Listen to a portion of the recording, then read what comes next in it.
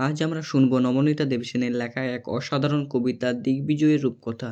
এই কবিতা শুধু একটা গল্প নয়, বরং জীবনে এক গভীর সত্যকে তুলে ধরে। চলুন সহজ সরল ভাষায় বুঝে নিই এই কবিতার গভীর অর্থ। কবিতা দিগ্বিজয়ের রূপকথা, কবি নবনীতা দেবসেন। সহজ ভাষার ব্যাখ্যা। এই কবিতায় একজন রাজপুত্রের মতো একজন যোদ্ধার কল্পনায় নিজের জীবনের পথ চলার কথা বলা হয়েছে। কবি এখানে রূপক ব্যবহার করে আমাদের জীবনের সংগ্রাম ও সাহসের কথা বলেছেন। রক্তে আমি রাজপুত্র হলেই বা দুঃখিনী জননী, দিগ্বিজয়ে যেতে হবে। আমি মনে করি আমি রাজপুত্র, অর্থাৎ আমি সাহসী এবং গর্বিত। যদিও আমার মা কষ্টে আছেন, তবু আমাকে পৃথিবী জয় করতে বেরোতে হবে। দুয়োরানি দিলেন সাজিয়ে, কবচ কুণ্ডর ন্যায় ধনুক তুনির শিরাস্ত্র কিছু ছিল না। সৎ মা আমাকে বিদায় দিলেও সাধারণ যোদ্ধাদের মতো কোনো অস্ত্র শস্ত্র বা রক্ষা করার জিনিস দেয়নি। শুধু আশীর্বাদ, দুটি সরঞ্জাম। শুধু দুটি আশীর্বাদপূর্ণ জিনিস আমি পেয়েছি, যেন দুইটা ম্যাজিক্যাল জিনিস।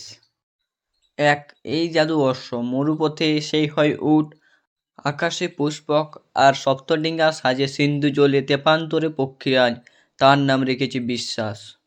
প্রথমটি হলো এক জাদুকরী ঘোড়া, যা মরুভূমি, আকাশ, সমুদ্র সবখানে চলতে পারে।